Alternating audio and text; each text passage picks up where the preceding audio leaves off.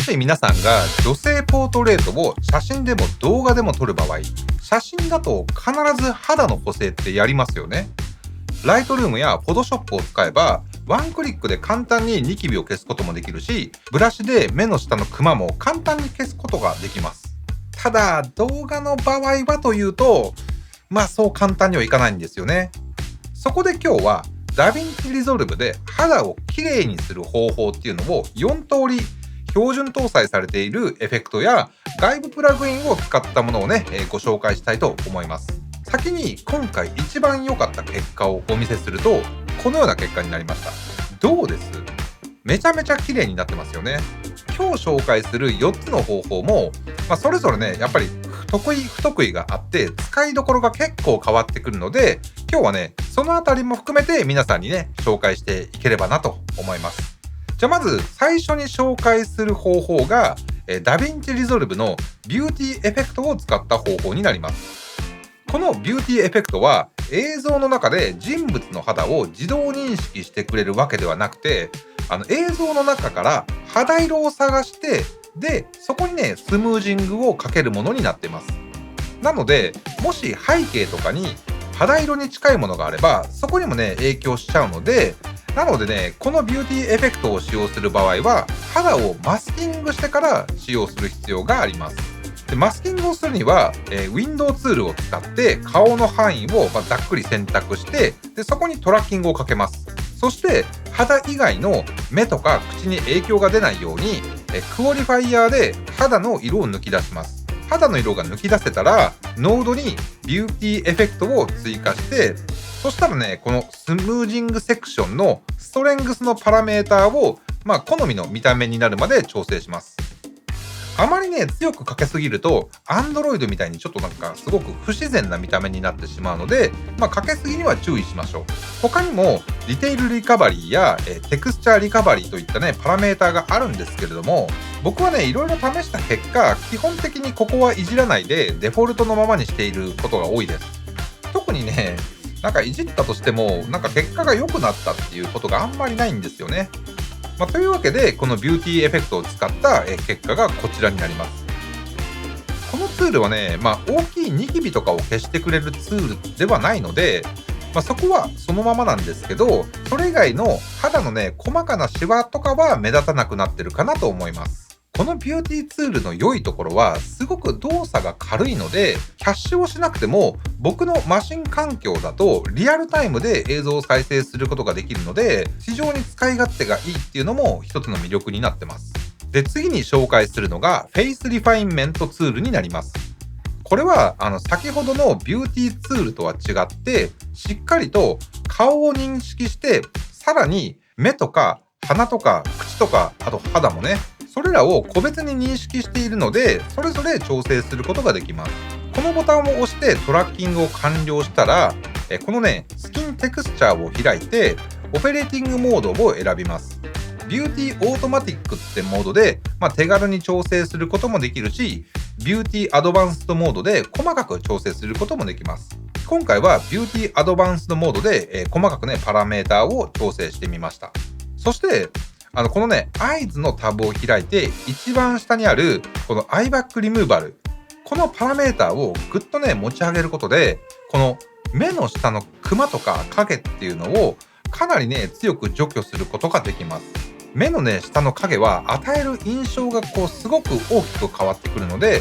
この部分を手軽に調整できるのが、このフェイスリファインメントツールのいいところかなと思います。でこの結果を、一つ前に紹介したビューティーエフェクトと比べてみると、こっちのフェイスリファインメントツールの方がこの場合は良い結果が得られたんじゃないかなと思います。でこのフェイスリファインメントツールの弱点は、トラッキングがうまくいかないケースでは、なかなか使うのが難しいっていうところですね。例えば人の前を何かが横切ったりとか、対象の人物が、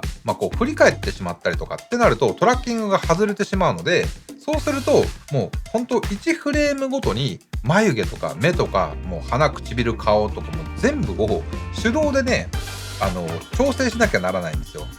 これがちょっと非常に厄介なんですよね。なので、あくまでこのトラッキングがうまくいった時に、使えるっていう感じに思っておいた方がいいかなと思います。じゃあ次は外部プラグインを使った肌のスムージング方法をご紹介したいと思うんですけど、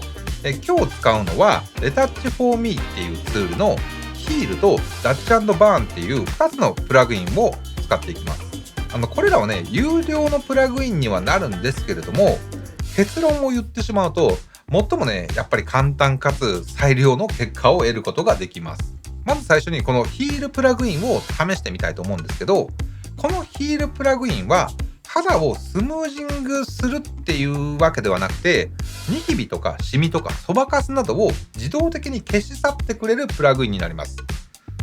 イメージとしてはライトルームの削除ツールで得られる結果に近いんですけど、それが手動ではなくて全てのフレームで自動的にそういったニキビ跡などを消し去ってくれます。使い方は本当至って簡単で、このヒールプラグインをノードに追加するだけで OK です。なので細かいパラメーターっていうのを調整する必要がほとんどなくて、唯一ね、調整が必要なのが素材に合わせたインプットカラースペースを選択することと、あとは